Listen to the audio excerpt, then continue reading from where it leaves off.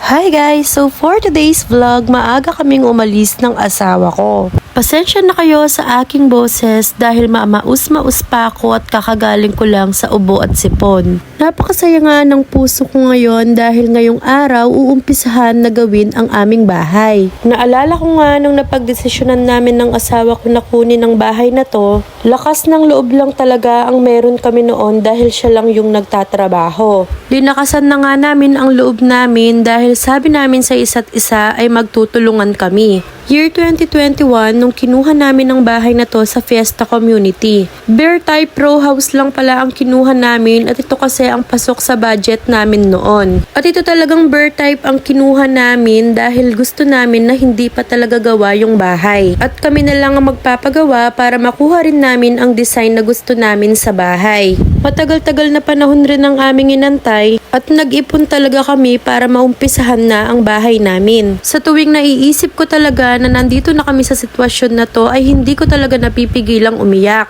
Dahil napakabuti ng Panginoon sa aming buhay.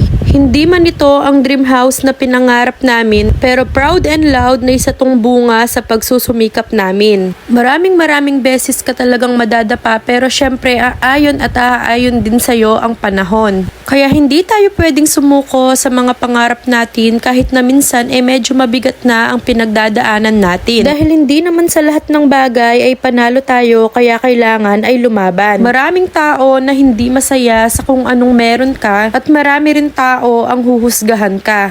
Pero kailangan nating maging bingi sa mga salitang hindi maganda para may pagpatuloy ang ating mga pangarap. Hindi tayo pwedeng magbase sa kung anong sinasabi nila dahil kapag nagpa-apekto tayo ay tayo rin ang talo.